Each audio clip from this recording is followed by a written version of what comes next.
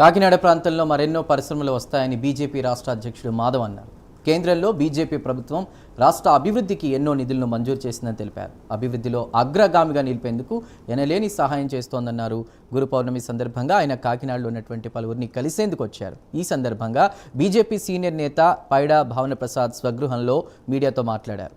రాష్ట్రంలో పోలవరం ప్రాజెక్టుకు 13,000 కోట్లను కేంద్రం ఇచ్చిందని అన్నారు.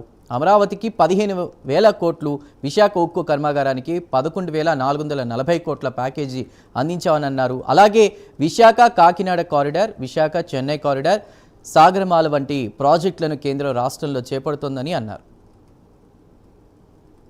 పాఠశాల విద్యాలయం వరకే పరిమితం కాకుండా నిత్య జీవితంలో గురువు యొక్క ప్రాధాన్యత, గురువుని ఎప్పుడు కొలవాలని చెప్పి మనది గురువు భూమి, జ్ఞానభూమిగా ప్రసిద్ధిగాంచింది కనుక దేశవ్యాప్తంగా భారతీయ జనతా పార్టీ ఆధ్వర్యంలో అందరూ సాధు సంతుల్ని, యోగుల్ని దర్శించుకోవటం, అనేక పీఠాలకి వెళ్ళి వాళ్ళకి అర్పించడం, ఆ విధంగా మాలార్పితం చేసి రావటం లాంటి కార్యక్రమం పెట్టుకోవడం జరిగింది. ఇవాళ ఆంధ్రప్రదేశ్ మొత్తం కూడా మా ఎమ్మెల్యేలు, ఎమ్మెల్సీలు, ఎంపీలు, అలాగే మా మంత్రివర్యులు అందరూ కూడా వెళ్ళటం జరిగింది. స్వయంగా శివరాజ్ సింగ్ చౌహాన్ గారు, మన వ్యవసాయ మంత్రి గారు